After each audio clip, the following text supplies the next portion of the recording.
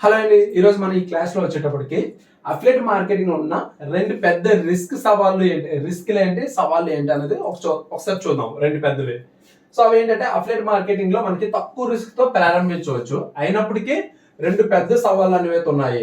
అవి ఏంటంటే, ఒకటి ట్రాఫిక్ లేకపోవడం, రెండు కమిషన్ లో మార్పులు. ఇవి సో ఇవేంటంటే ఆదాయాన్ని అయితే ప్రభావితం చేస్తాయి. ఏ విధంగా చేస్తాయి అనేది ఒకసారి చూద్దాం.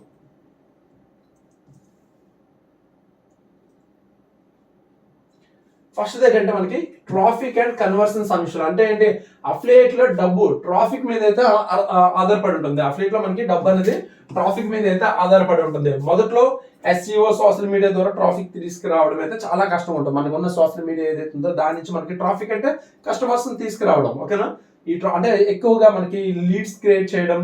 సో ట్రాఫిక్ అంటే ఎక్కువ కస్టమర్స్ అంటే ఎక్కువ మంది చూసేవాళ్ళు, మనం పెట్టిన పోస్ట్ ఏదైతుందో ఎక్కువ మంది చూసేవాళ్ళు తీసుకురావడం అనేది కష్టం ఉంటుంది. సో ఆల్మోస్ట్ కొంతమందికి 3 months పడుతుంది, కొంతమంది 6 months, లేదంటే కొంతమందికి 1 year పట్టవచ్చు, లేదంటే కొంతమందికి సో ఇమీడియట్ గా కూడా జరగవచ్చు. అండ్ మనకి ఏమవుతుందంటే ఇక్కడ పాయింట్ ఏంటంటే, క్లిక్లు వచ్చినా సరే కొనుగోలు జరగకపోతే ఆదాయం అనేది ఉండదు. మీరు ఒక వీడియో చూసారు, వీడియో చూసిన తర్వాత సో దానికి రిలేటెడ్ గా వాళ్ళు లింక్స్ పైన అనేది క్లిక్ చేస్తారు. బట్ క్లిక్ చేసిన తర్వాత ప్రొడక్ట్ వాళ్ళకి నచ్చితేనే బై చేస్తారు, లేకపోతే బై చేయరు కదా, కొనుక్కోరు కదా. సో అప్పుడు ఏమవుతుంది, మీకు ఆదాయం అనేది అయితే ఉండదు.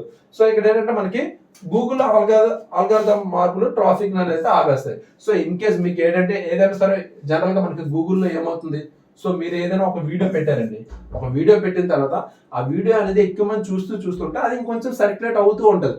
ఒకవేళ మీరు పెట్టిన వీడియో అనేది ఎవరు చూడకపోతే అసలు నెక్స్ట్ ఆ వీడియో అనేది ఎవరు చూడరు కదా. నెక్స్ట్ గూగుల్ కూడా దాన్ని సర్క్యులేట్ చేయడం అనేది అయితే బంద్ చేస్తుంది.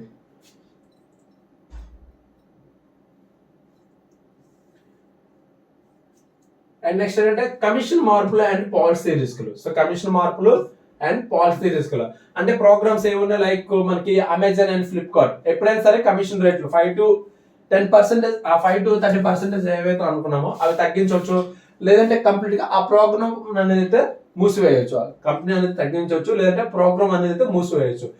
అకౌంట్ సస్పెన్స్ అంటే స్పామ్, ఫేక్ ట్రాఫిక్ ఆరోపణల వల్ల చాలా మంది ఆదాయం అయితే కోల్పోతుంటారు.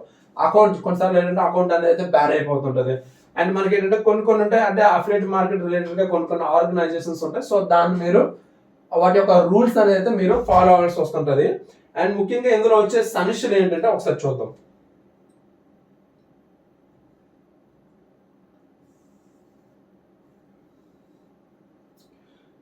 సో జనరల్ ఏంటంటే కస్టమర్ కుకీలు డిలీట్ చేస్తే, లేదా మల్టీ డివైస్ ట్రాకింగ్ సమస్యలు ఉంటే క్రెడిట్ అనేది అయితే పోతుంది. అండ్ మనకి ఇక్కడ ఏంటి, ట్రాఫిక్ లేకపోవడం వల్ల ఏమవుతుంది, మనకి మెయిన్ సవాల్ ఏంటి, ట్రాఫిక్ లేకపోవడం ప్రభావం ఏం పడుతుంది, ఆదాయం అనేది ఉండదు. సో దానికోసం మనకి SEO అంటే మల్టీ ఛానల్ అనేది రన్ చేయాలి. అండ్ కమిషన్ లో మార్పులు జరిగాయి, ఆ ప్రోగ్రామ్ ఏదైనా అమెజాన్ లేదా అఫిలియేట్ కమిషన్ లో మార్పులు అనేది అయితే జరిగాయి.